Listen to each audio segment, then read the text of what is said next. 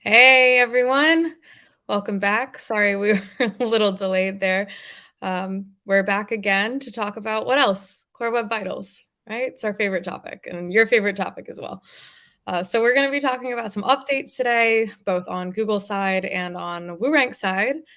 So again, I'm joined here with Nils, so we can chat about our favorite topic. While we're waiting for everyone to join in, I see we've already got a pretty healthy amount of viewers here, but why don't you let us know in the comments where you're watching from? As always, I have to ask you to like the video, subscribe to the channel. That way you can never miss any of our updates or any time we go live with some cool news for you. And yeah, let's let some comments flow in here. And as usual, if you have any questions during the webinar, just put them in the comment section and we'll try to address them as soon as we can. So since we already have a good amount of people watching, I think we should just dive in. What do you think? Sure. Yeah. Oh, hey, Mom. Hi, Mom. My mom is our #1 fan, I swear. All right, let's go and talk about Core Web Vitals. So we've been talking about Core Web Vitals forever, it feels like. But just to recap, in case you're new to the conversation. So last year, even actually, I guess it was in 2020 that Google started telling us, hey, Core Web Vitals is coming, Core Web Vitals is coming, you need to get ready. And then Google said, we're going to release this page experience update in May of 2021. Something happened at Google headquarters. I don't know, but it got pushed back to, I believe, June. And then the full rollout was complete in August. So they have said to us and to everyone else who's been paying attention that in February of 2022, which is where we are right now, that we are going to be seeing another rollout, another iteration of Google's Core Web Vitals update. And that is going to be the Core Web Vitals now becoming a ranking signal for desktop. So in Google's exact words, which is from the developers' blog on Google Search Central, in their words, they say, we'll begin using page experience as part of our desktop ranking systems beginning February 2022. So that's straight from the horse's mouth. The rollout will be complete by the end of March 2022. This ranking launch will be based on the same page experience signals that we rolled out for mobile earlier this year. If you're not familiar with those, I would suggest just going back to WooRank, any of our videos that we've done in the last couple of months. We also have a Core Web Vitals hub that I'll share in the comments where you can read up on those 3 crucial metrics that we talk about. We're also planning to help site owners understand how their desktop pages are performing with regards to page experience using a Search Console report, which will launch before desktop becomes a ranking signal.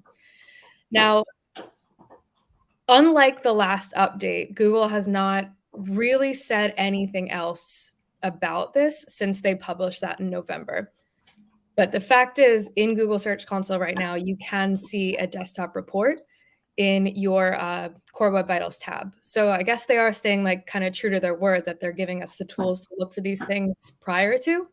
But it is pretty important to note that Google has been very hush-hush about the rollout of this. So I don't know, Nils, if you have any thoughts about that. Maybe they're delayed again. I don't know. What do you think?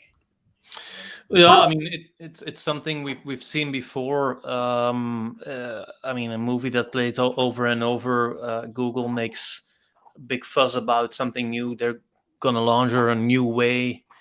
They're gonna look at things, make everyone excited, make everyone work on that, and then kind of either go silent or either extend deadlines, things like that. But in a way, it's not necessarily a bad thing neither. I don't know if it's a strategy, but at least they'll get people ready by a certain date or time frame, and then by delaying it, you still get some leeway. So I guess, again, I don't know if they do it on purpose or not, but generally it doesn't hurt to get a few extra weeks, months even. Right. And then also, often when they speak about a date or a month they're going to launch it, what that means in reality is that they slowly roll out over the course of many months. I think the first introduction of Core Web Vitals and the page experience changes was then rolled out over summer of last year, September, October. So yeah, it's good to have such a rolled out stage of a new feature or a new way of something that Google is making a big fuss about, so we can get some information in from sites, seeing it being changed on their website, sharing experience that you can then apply to your own use case, to your own website. So I don't think, again, like if what they're announcing now or should already have been launched, it hasn't happened yet. It's nothing new, and it only gives us extra time to prepare for such changes. Yeah, absolutely. I certainly can't really like put my finger on what their communication strategy is, because sometimes they're like, hey, everyone, pay attention to this. Or even last year when they were delayed, they were like very communicative about that.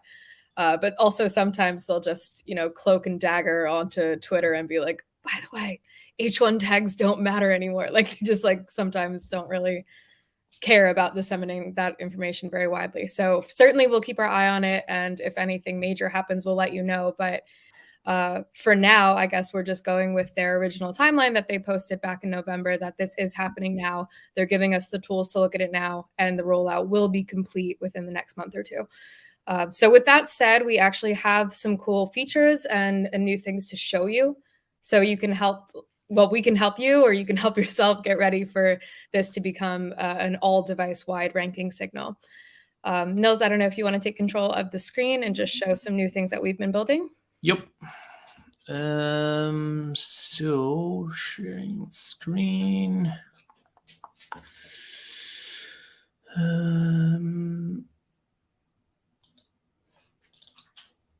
And guys, if you have really good experience with Core Web Vitals, if you want to let us know in the comments any like success stories that you've had or any positive changes that you've seen from fixing some of these 3 key metrics that we talk about, please put it into the comments so we can share those success stories with everyone else.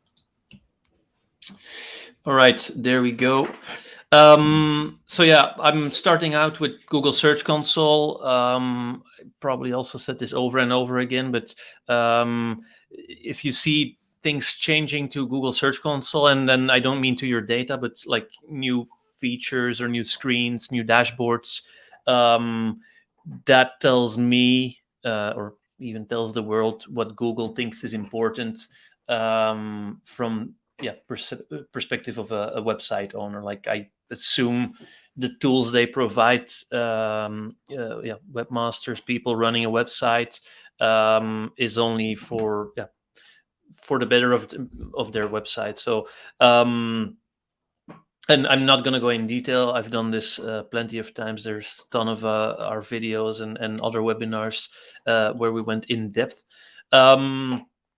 But of course, the experience section, page experience, is one that I see regularly, some small changes here and there. So I think they introduced this only probably a year ago, maybe not even that.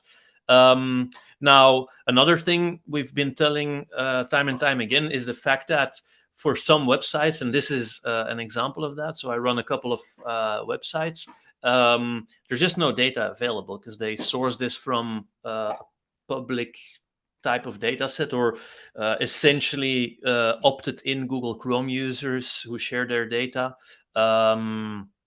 So there's some settings in everyone's Google Chrome browser in the program to allow that you're part of this program, yes or no. And the more data that Google streams in through this by this means, streams it into their data set. Now for this website, it says there's not enough data.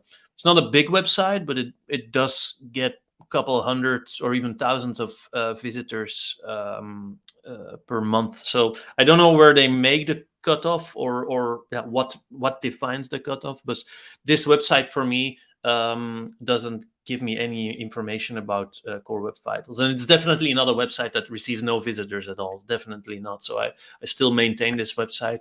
Unfortunately, I don't get the Core Web Vital data, whereas for other websites, and This one is even smaller than the other one, and it does have data. So again, I don't understand where they make their cutoff, but here I get a bunch of information about the page experience and the core web vitals of my website. So that's a good thing, of course.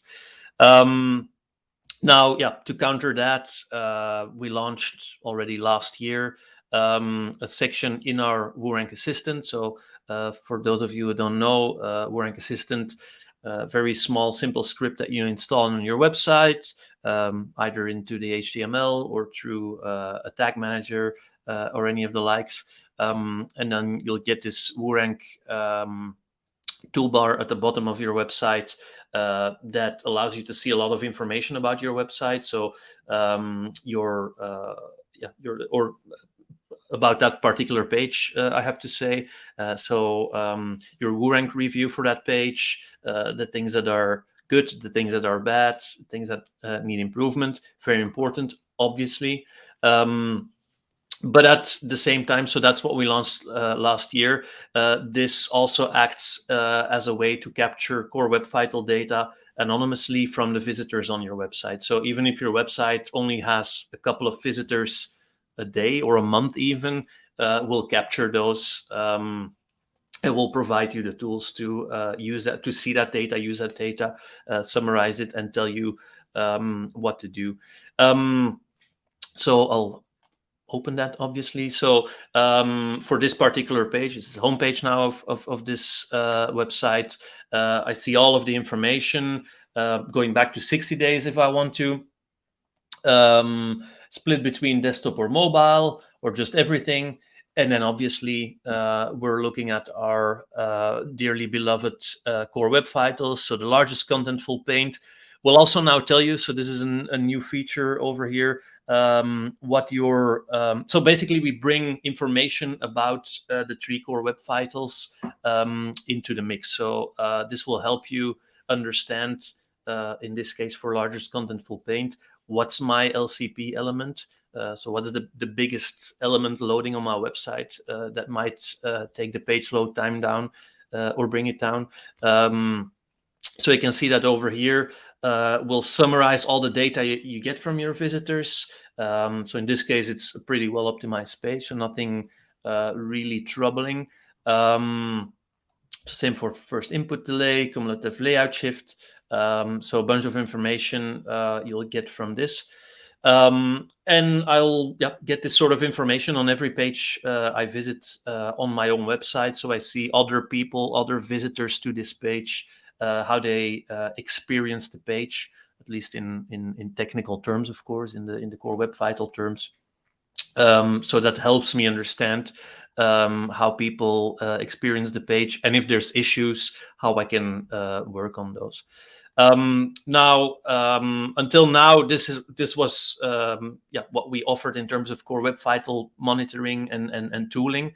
But that's very page by page driven. So you'll need to go to every single page and see, for each page, how well it is doing or not. So might be a little bit inconvenient. So quite recently, a couple of weeks ago, we launched a new feature. So I'll go to my WooRank project for that particular website. Within WooRank, there's now a core web vital section over here that will bring everything together. So within this section, you'll get a sort of a summarized overview of all the visitors on all your pages for the past 30 days. So it's also interesting to see if there's any overall changes to your website for the good or for the bad. And then at the very bottom, you can go page by page and see what are my well-performing pages. So obviously, we also show you which are the most visited pages and order them in that way.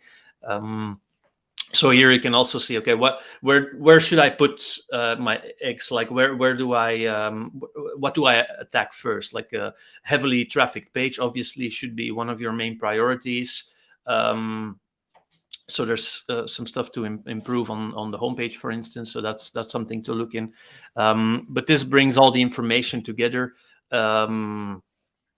And gives you kind of an eagle eye view on the core web vitals across your entire website, so you don't have to go page by page anymore. So it's available for everyone.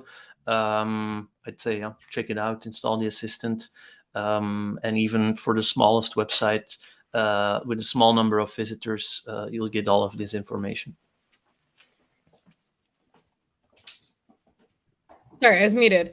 Okay, well, that's really helpful. I think that probably we should talk because I think everyone's a little bit shy right now.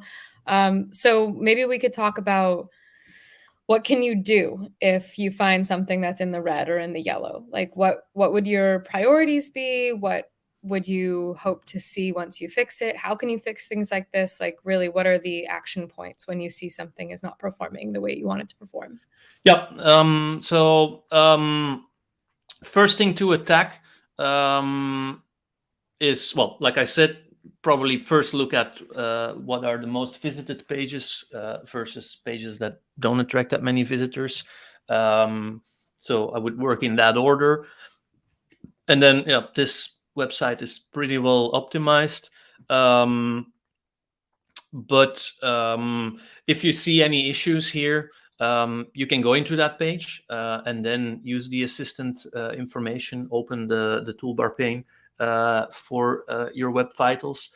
And let's say in this case, there's some stuff to improve when it comes to largest contentful pane. So there is some improvement that can be done, even though, across the board it's pretty well optimized. So I can look, okay, what's the largest contentful paint item? Excuse me, that's hard to say. And see if there's anything I can improve there. So if it's a big video or a big image, and my largest contentful paint has a really bad score, that's something I should tackle. So can I reduce that image? Can I maybe bring it down? Because that's often an issue with largest contentful paint. Like it's what you're like, as soon as your page loads, what's the biggest item within that screen? Maybe you have a big item at the very top of your website. But it's not that important to the message of any given or of that given page. Maybe bring it down, because that will improve the experience for a user. If it is important, then go look, okay, how can I improve this? How can I improve this item on the page? Improve an image, make it smaller or more optimized. A video, does it really have to be a video? Things like that. Like, obviously there's no silver bullet. There's so many reasons why something or how something can be improved, and that's on a case-by-case basis. So I can't give a blanket solution on how to fix it, but that's definitely I would almost say an easy one to fix, because here we clearly say, okay, this is your largest contentful paint element. There are some issues with it. Start there, and then try to think how you can improve the experience for your users looking at that element. That, in my opinion, is actually the easiest of 3 core web vitals to tackle. Don't say the solution is easy, but it's very easy to spot what's the culprit when the score is bad, and it gives you a very easy target to start working on. And then obviously dive into the nitty-gritty of the other two. I would say first, input delay is probably the hardest one to solve, but cumulative layout shift is another one. So this defines the stability of a page. If you have big banners, and they don't even have to be big, but if you have items on your web page that jump around a lot, like a banner pops up, that's what the cumulative layout shift measures and tracks. Again, we've explained this so many times before, so if you don't know what cumulative layout shift is, we have a lot of information, a lot of video, text explaining what it is and how to fix it. But in like it's I'd say the second easiest or the second in line to fix, because assume you have a big banner, that pushes all the content on your web page down.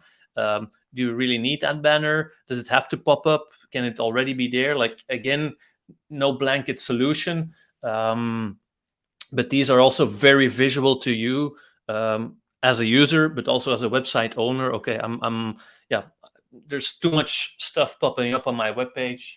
It's not a good experience for my end user. So let me rethink how I can improve this. So that's step 2. Again, will help you. In this case, there's no big items that are shifting around, but will help you target what the elements are that can contribute to a bad cumulative layout shift score. And then, thirdly, I would say the first input delay, but this requires a little more deep dive in the code, because this really is about at what point in the page load time does my page become interactive. So at what point can people start actually doing, like, clicking buttons and the likes on my page? This requires some more technical knowledge, looking in your how to optimize JavaScript, for instance. So it's a little bit more technical. That feels to me like the most difficult one to solve. I would say, though, like, most, even if it's intimidating to you, most major CMSs have like forums that can help you with this. So let's say you're working on Webflow and you don't have a tech team and you're just like running your own website, and you run your WooRank review, and WooRank is saying, oh, well, your first input delay is crap, like, you need to fix that. You can just Google that, and I immediately found a forum for that where people are talking about, like, this is where you go in Webflow to fix this.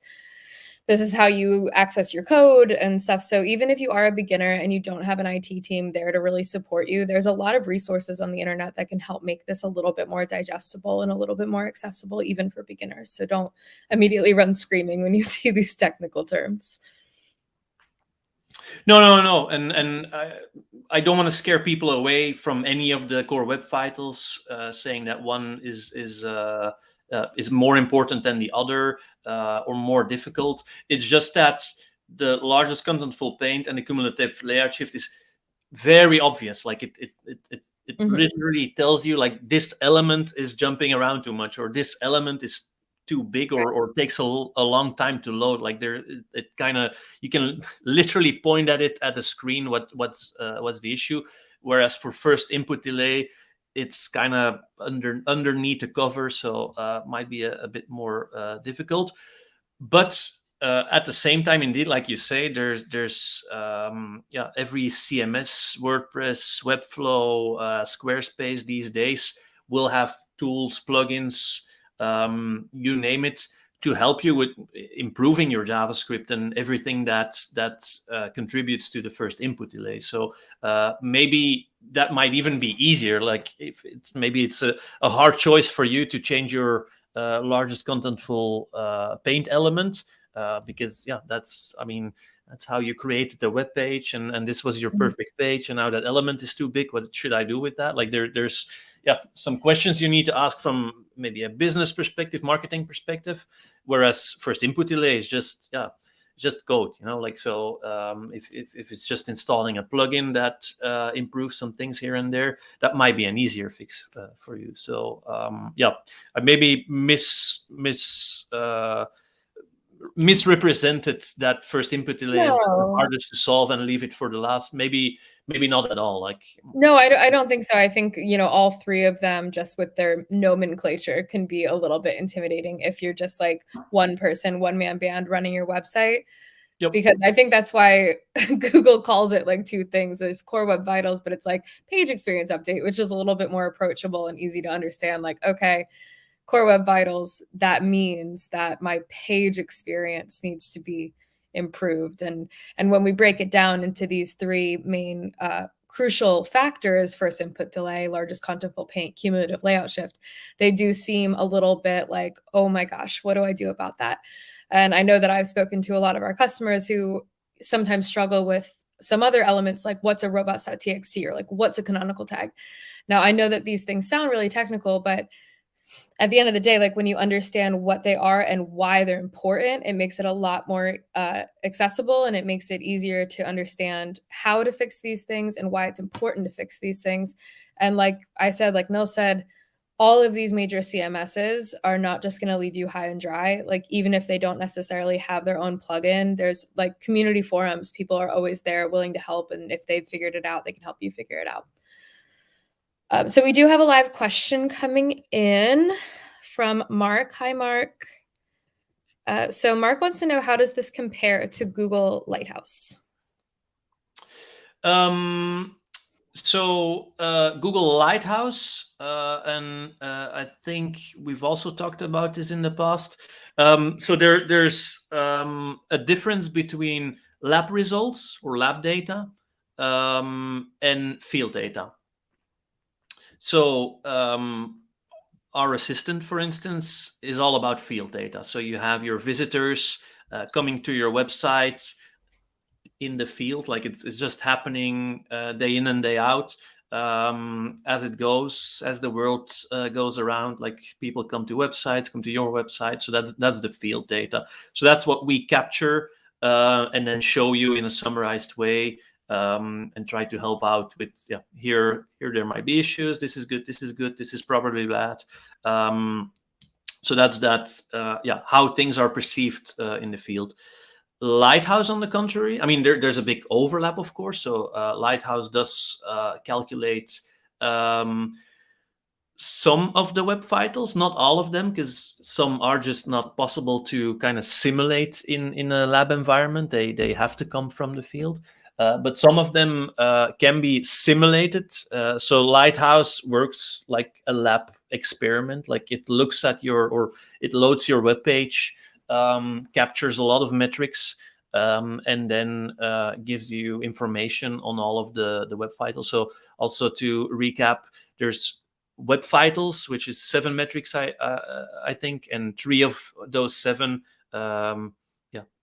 have been picked by Google to be the core web vitals, the 3 most important ones. Yeah, just to bring that on the map again. So for instance, that first input delay metric is not something you'll get any information on in Lighthouse, because it depends on a user, how their connection is, what browser they use, what screen size, stuff like that. I mean, there's so many parameters, and it's different for every user, that it's really hard to kind of simulate in a lab environment. So you won't get any information for that. But nonetheless, like Lighthouse is a really great tool if you start out working on a page or a couple of pages or your entire website to improve your core web vitals, to run a test, get the results, see if there's issues, make changes, run the test again, see if it improved. Okay, great. Then you made improvements, keep it up. Or maybe you made a mistake, or something unexpected happened, and actually your score on some of the web vitals went down. Well, maybe you should roll back. So yeah, Lighthouse, really a lab tool. So great tool to improve a website, but it won't tell you everything. You're still you're still at mercy of your visitors that might have weird connections or do weird things in their browsers. And regardless, they also want a good experience. So that's basically why you need both. You need a Lighthouse tool, you need a lab tool like Lighthouse to make the changes, but at the same time, you need the field tools to constantly keep monitoring, because it's not because today something has a certain value or a certain score that it will be the same for all your users tomorrow. Things on the internet might have changed that also have an impact on your website. So I'd say use both tools to your advantage. Hope that makes sense. Yeah, he says it makes sense, and thank you. And yeah, that's a really, really good point. And if you want a recap on the lab versus field data, because we actually did a very long conversation about this, and with examples of what tools you can use and what the difference is and how you can use that data to your advantage, I believe it's the very first Core Web Vitals webinar that we did. So if you go back into our channel and go back to the Core Web Vitals webinars, you'll see the very first one explains all of this in detail of that lab versus field conversation. Okay, are there any other questions that people can put into the chat? Please feel free to do so, and we can go ahead and take some questions. In the meantime, I had a topic that we could talk about just for a little bit. Like I said before, that sometimes Google executives or people who work at Google will just kind of discreetly say something to someone, and all of a sudden that's like Bible for Google. So one thing that Search Engine Journal had posted recently is that Google said, you know, good Core Web Vitals scores aren't actually going to improve your indexing. So what does this mean? Like, we're talking about how Google is saying this is going to be a ranking factor, but it's not going to improve indexing. So like, how could that be? But basically what they say is that Core Web Vitals is directly related to like a ranking factor, whereas site quality is something that is directly related to indexing. So I don't know, Nils, if maybe you wanted to talk a little bit about ranking factors and how Google looks at those, or anything like that, to maybe explain, because I think Google is saying here that, you know, this is a really, really important thing, and it helps us to understand that you're providing good content, but it's not actually a quality factor. Yeah, I think never throughout history of SEO of Google, Google has been very open on what they consider ranking factors, or even how impactful a certain ranking factor is or not. They sometimes give a small glimpse on what they think or what they know is important to them or not, but they're never going to make any statements on if you do exactly this, it will impact you exactly that way and bump you up this many positions. And obviously, I mean, especially today, everyone's search results are different. If we search for the same keyword, you'll get different results. You and I, location-based, preference-based, previous searches. So it's I mean, it's become such a unpredictable. I mean, obviously algorithms are super predictable, but I mean, like to the human eye, it might seem unpredictable. And I think what they're trying to avoid here is the narrative of if you spend all your time on Core Web Vitals and improve every single page, you should automatically be on top of the rankings. That's not how it works, unfortunately.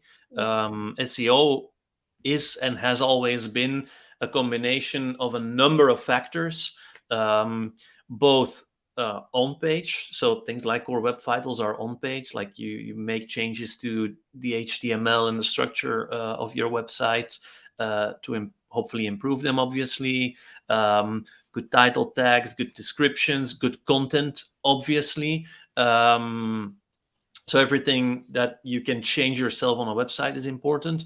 But there's just as well off-page factors, like are other people liking your content? Are people linking to your content? The famous backlinks discussion, that obviously plays a role. So those are things you have less control over. Like, it's not like changing a title tag. No, it's you need to write good content so people talk about it, tweet about it, link to it, and so on and so forth. So to get back to your question, or to your point in the context of Core Web Vitals, I think they just want to avoid people to expect to expect that, well, I changed my Core Web Vitals, now everything is better, and my rankings are still not increasing or anything like that. No, it's definitely part of the formula, and providing good experience so people stay on your website So they have a good experience coming to your website, staying on your website, and then doing the stuff they're supposed to be doing on your website. If it's a web shop, like ordering products, or if it's a news outlet reading your content. I mean, again, there's so many different variables. So don't expect Core Web Vitals to be to give you better positions in the rankings for free. That's not going to happen. But it is important to spend time on Core Web Vitals and make sure that your visitors have a good experience. Like we always say, should probably just put it in the background of our I was gonna say our it's like our webinar motto here. now. Like, if you do it for your users. If you have happy users, you'll eventually have a happy Google. So this apply. I mean, Core Web Vitals applies to that same rule. Like, if you have a good page, if you provide your users a good page experience, and they don't pogo stick, like they don't come to your website and back off again, you'll obviously get some karma points, and it will have an effect on your search results. But it's there's no known formula how well you'll rise in the results. It's Right. Yeah, I think that's a really important point. We make it every single time, but it's almost like those movies where it's like an athlete and they get into a fight with their coach, or like the person who's fighting with them, and it's like, you know what? I'm not doing it for my coach. I'm going to do it for me. Like, that's kind of the whole principle of SEO. I mean, yes, Google is telling us what factors that they consider when ranking your page, but at the end of the day, like, if you are making your page with the user in mind, or your entire website with the user in mind, then ultimately that can only benefit you, and it can only benefit your users. It's not just about Google, even though we do follow their rules. It's not just about them. And that's also why WooRank likes to, just my marketing hat on really quickly, that's also why WooRank likes to contextualize these things for you with our webinars and with our blog, because I think it's very important to understand why we would do something like this, like why cumulative layout shift is so frustrating for a user, or why a title tag could help people click into your website. Like, having those kind of contextual cues is really helpful when fixing and building your website. Does anyone have any more questions? If so, speak now or forever hold your peace. Nils, is there anything else you wanted to speak about today? Not really, I guess. I'm sure we'll be back to talk more Core Web Vitals at another time. So that said, a few housekeeping details for us. Next week, I will be going live with Search Engine Journal on March 2nd. Just keep your eye on your newsletters from WooRank, because I can't for the life of me remember the time. I know what time it is in the US, but I'm not sure what time it is in London. So it'll be probably around this time, but March 2nd, we're going to be talking all about search intent. So we're going to be talking about what search intent is, why you should care about search intent, how to match your content to said search intent, how to really motivate those people to click into your site based on what they are actually hoping to find. So we'll be talking all about that March 2nd. Time, I'll let you know. Just make sure that you're signed up to our newsletter. Other than that, we are also going to be attending Brighton SEO this year. Very, very excited about that. That will be April 7th and 8th. Oh, my brother's here too. Hey, Kev. Half our viewers are my family. So we will be in Brighton SEO April 7th and 8th. So if you're in the UK, or if you're coming to Brighton SEO, please let us know. You can email me directly, Courtney@woorank.com. For sure, stop by our stand. We're going to have some cool presentations to show you. And Nils is actually speaking. Nils, what are you going to be speaking about? I will be speaking about Google Data Studio, and more specifically how people in SEO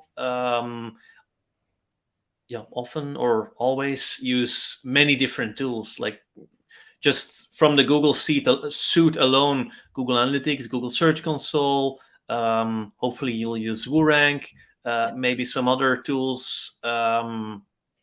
out there.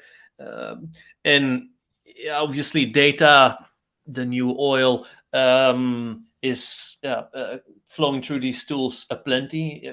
For the core web vitals alone, I think we pull in millions of data points on the daily. So for an end user, like an end user SEO person, there's so many tools, might get overwhelming, or might even get hard to kind of match up things you see in one tool, or like a pattern you spot in one tool, and then match that up with other tools. So I'll be talking at Brighton on how you can sort of bring that in a single source of truth, and then build dashboards, and bring the information together in once or a couple of screens, but in one place, so you can mix and match your data, and make your decisions based on all the tools that you're using, but in a visual, an easier to digest visual way. Mm-hmm. I think also, spoiler alert, I think we're going to be doing our next webinar, just a little teaser about that as well, right? We'll talk a little bit about consolidating that data next month. Right? Aren't we? I thought we were. Maybe we're not. Yeah. Sorry. Yeah. But either way, if you're subscribed to our channel, if you like our videos, if you are a part of our newsletter list, then you won't have any doubts about anything I seem to be unsure about tonight. Okay, we do have time for one last question, Nils, if you don't mind taking one last one. Sure. Brightest Games wants to know about orphan pages and if these are important to pay attention to. I don't fully understand that question. What do you mean by are they important? I guess, like, should you fix them if you have orphan pages? So a page that can't be found, for everyone who's watching, a page that can't be found. Just to make sure we're on the same page, to me, an orphan page is indeed a page you create on your website, or basically actually on your web domain, so example.com/some page, but it's never linked from anywhere, so nowhere in your menu or header or somewhere in the content. So an orphan page is basically a page that doesn't get any links. So theoretically, nobody can know about it. Only you, like, you created it, but there's no link to it. Like a house somewhere out in the field, but there's no roads towards it. Like you won't get there. So same thing here. So are they important? So I don't really understand what that means in the context. But what they're asking is, like, if you have these, will it hurt you? I think that's kind of what the question is. Brightest Games, please let me know in the comments if I misunderstood. And so, yeah, like, I can again use our analogy of happy users is happy Google. Like, if your users cannot find that page, why make it in the first place? I would say. So at least, you want to link from somewhere into that page, if it's an important page for you. Like if it's a page that has zero content or context or whatever, and it's not important, and that's why it's orphaned, then I would highly suggest just probably throw it away, 404 it, or delete it, or whatever you want to do, because I mean there's no reason in keeping something around that has no relevancy to anybody. If you think it does, like if it's an actual good page, then try to link out to it, ideally from your own website, because internal linking is super important. Like you linking to the pages on your website internally, and especially the pages you think are important. It only helps your users, and at the same time it helps then Google crawlers to pick those pages up. And if for some reason that is not possible, I wouldn't necessarily see why, but at least try to link on social media, tweet about it, put it on Facebook, put it somewhere. But like, again, if users can't find it, Google will probably have trouble finding it. Either make it findable, or I would say just throw it away, because We also, again, just a little WooRank plug, not just orphan pages, but if you are a user of our tool and you're familiar with our site crawl, the site crawl does like a technical dive of your site. And we actually, in the indexing section, we look for something called deep pages. So this is any page that takes six or more clicks to get to from somewhere on your website. So not technically an orphan page, but also something just to be aware of, that like if it's really hard for your users to find, it's also hard for Google to find, vice versa, both pretty important when you're thinking about indexing your site. Yep. That's maybe the opposite side of orphan pages, like pages where it takes too many links, like you need to follow too many links to get to a page. That's also not good. Like if there's a link on your homepage that goes to another page, that links to another page, that links to another page, and then gets to a certain page, and that's the only path. Yeah, there's no more direct path. Yeah, that's also not good. I mean, same analogy with the house. Like if it's a road and it splits in another road and another, and you really need to find your way. That's doesn't help users neither. That doesn't help Google to find a page. So that's another issue. Like pages that are too far out. Like they are linked, they are known, and you can follow a path towards them, but it's just too many roadblocks. That's not a good thing either. Okay, everybody's getting chatty now, which I love. But we have another. We have a LCP question if you are willing to take this one. Does the largest contentful paint depend on the ISP of my region?